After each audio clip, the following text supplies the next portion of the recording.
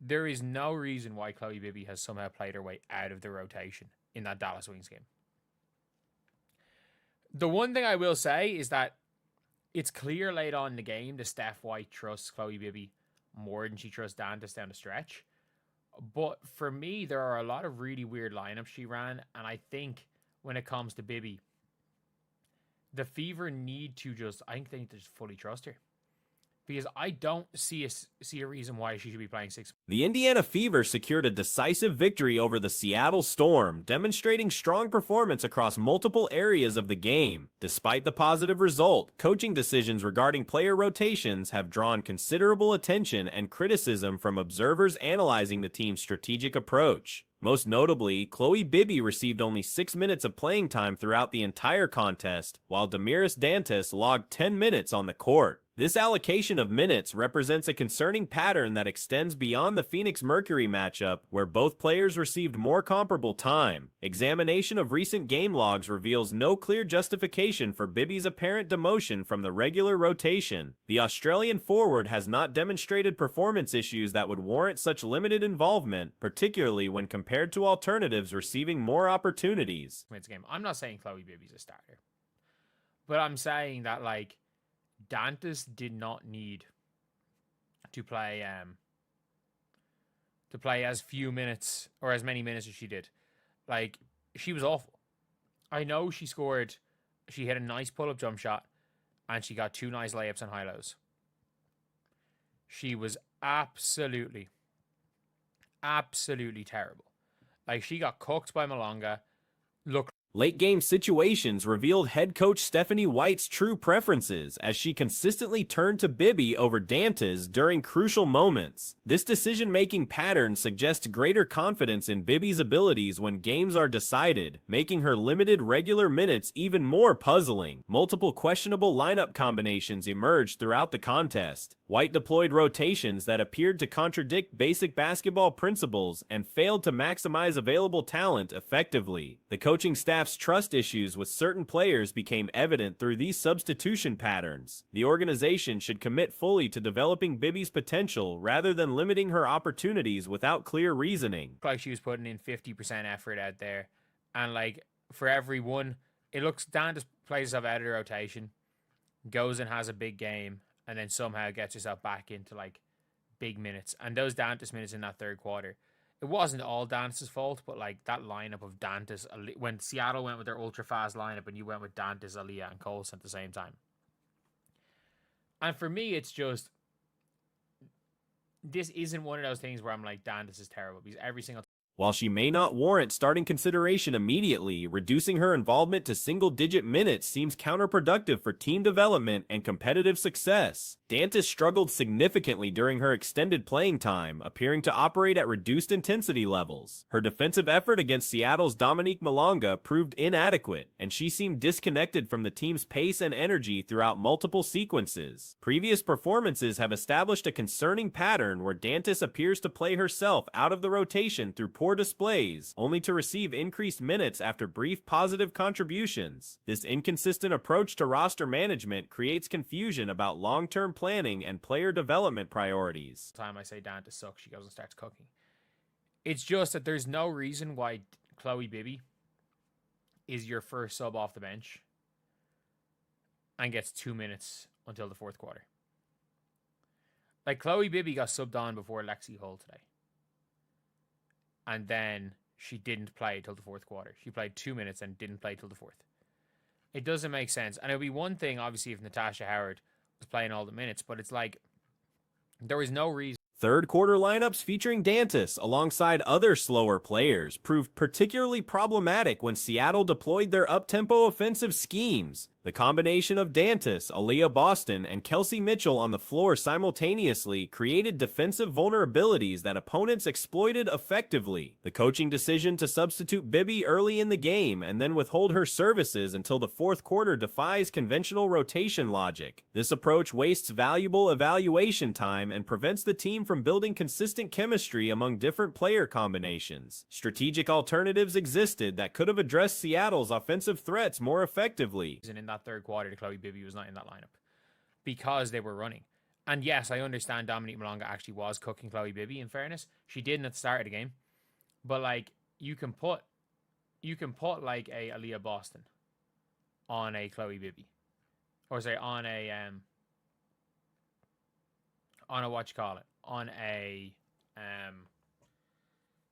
Dominique Malonga. And you can try to put Chloe Bibby on Neko Wumake. It's still gonna be a better defensive lineup than what they ran.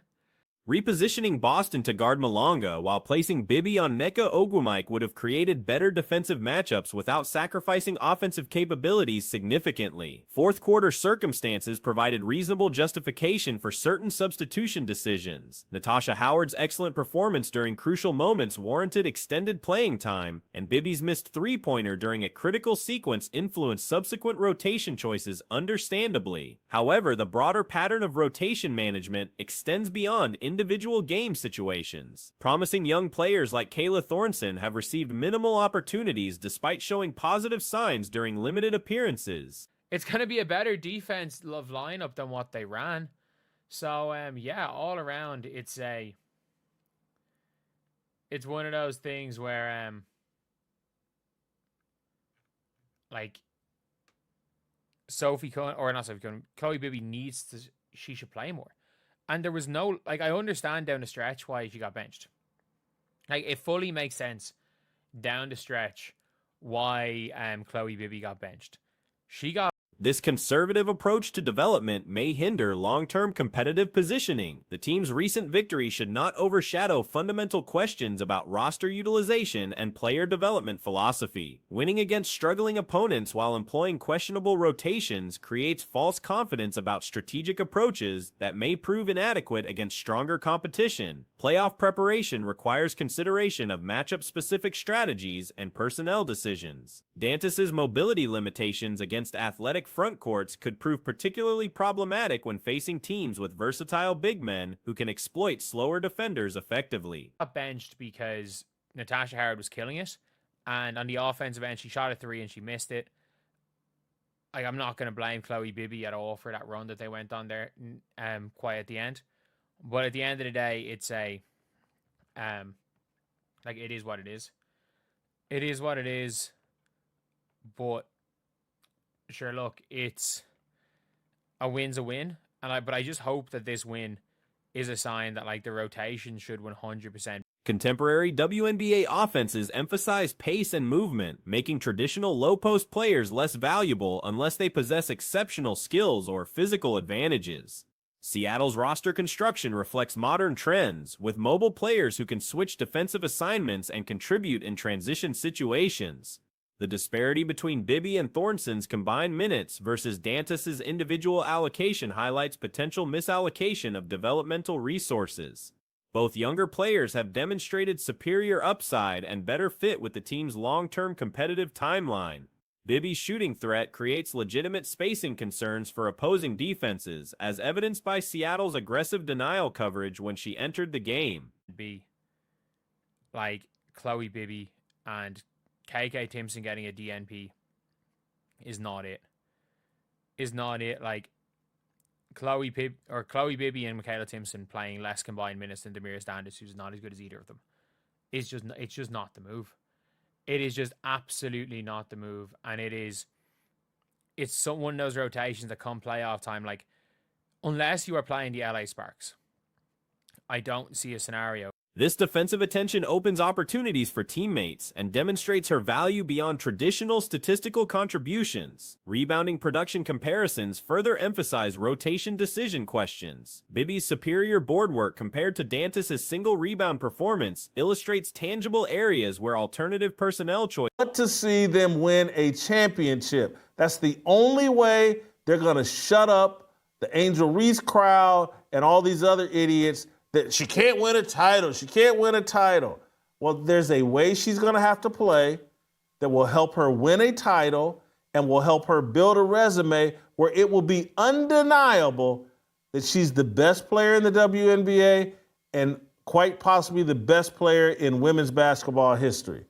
Glad you said titles, I just cannot agree with that. Defensive versatility becomes increasingly important as opponents deploy varied offensive schemes throughout games. Bibby's ability to guard multiple positions provides strategic flexibility that Dantas cannot match due to physical limitations and mobility concerns. Future matchups against teams like Los Angeles may provide more favorable circumstances for Dantas' skill set, but building rotations around specific opponents rather than maximizing overall talent utilization represents questionable long-term strategic thinking. The coaching staff's apparent reluctance to trust younger players with significant minutes contrasts with successful development approaches employed throughout the league. Other organizations have demonstrated willingness to invest in potential rather than relying exclusively on veteran experience. In women's basketball history. Glad you said titles, I just not cannot agree threes. with that. I just cannot agree with that motion offense stuff. I just can't. I just can't, because we've seen what Kayla can do with the ball in her hand. That is what makes Caitlin Caitlin. Them taking the ball out of her hand is messing up her rhythm.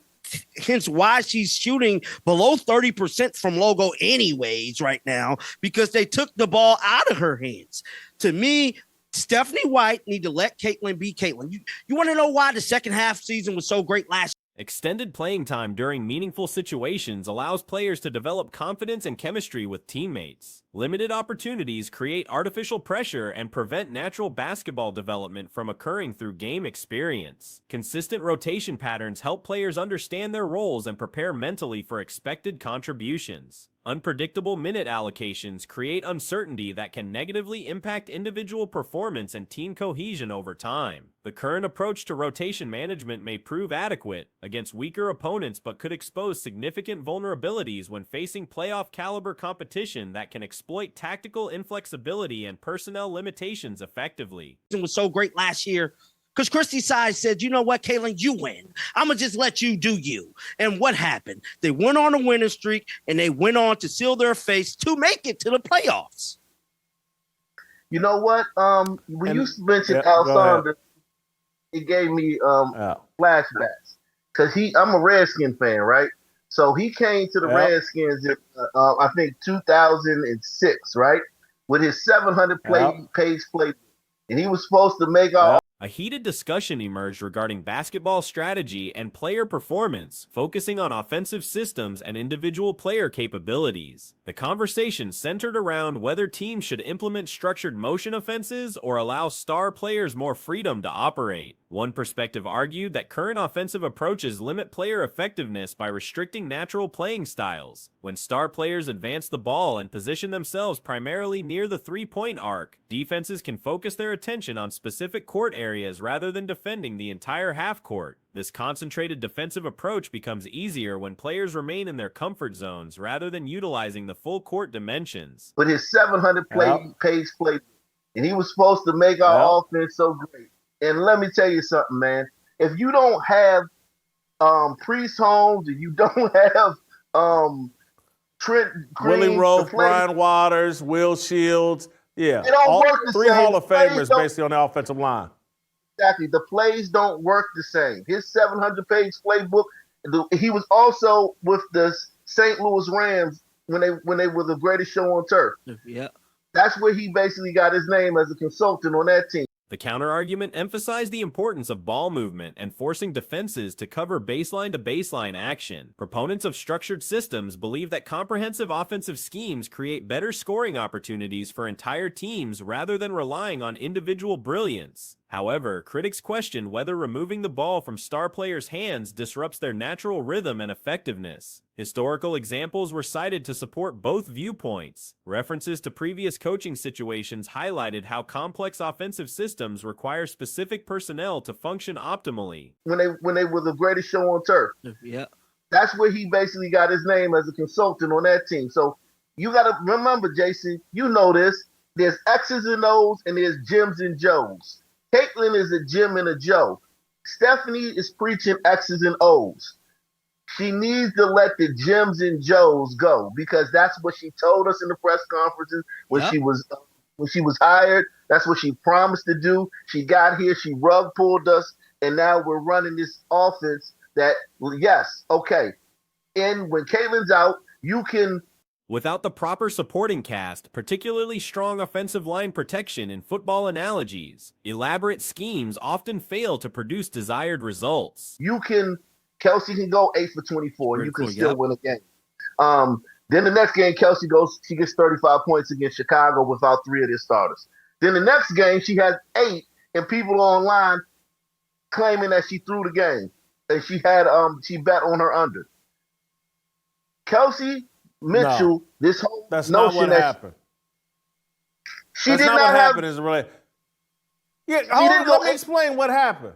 Let me explain what happened in the. Player roles and responsibilities generated significant debate regarding scoring expectations versus facilitation duties. The conversation explored whether different positions carry different standards for shot selection and offensive aggression. Point guards face different expectations than shooting guards when it comes to forcing shots during cold streaks. Individual game analysis provided specific examples of player adaptation and self-awareness. One instance highlighted how a typically aggressive scorer recognized an off night early and adjusted accordingly, taking fewer shots while allowing teammates to carry the offensive load. Happened in the last game. Kelsey Mitchell had an off night, recognized it, and did not force offense and let Aaliyah Boston, Sophie Cunningham, Ari McDonald, the Chloe Bibby, hey, I'm off tonight. I can see it. I'm going to do less. And then I got sat. She got sat for most of the fourth quarter. Hats off to Stephanie White. It ain't your night. Come sit down over here next to me. This demonstration of basketball intelligence and team-first mentality contrasted with criticisms about other players' shot selection during difficult shooting performances. There was a self-awareness that I don't have to do it all. It's not my night. She only took like 10 shots for the entire game. But don't kid ourselves. She's the highest scoring guard in the WNBA. And she's played every game. You can't take that away from her. No, but Jason, Kelsey Mitchell she's a shooter, she's a scoring machine. She doesn't miss 3. Debates emerged about post players' ability to create their own scoring opportunities versus their effectiveness within structured offensive sets. Statistical analysis of field goal percentages and scoring averages supported various arguments about player efficiency and value. The conversation grew particularly contentious when comparing players across different positions and teams. Arguments about monthly performance trends and recent form versus overall season production led to strong disagreements. Some participants emphasized short-term improvement while others focused on longer-term consistency and proven track records.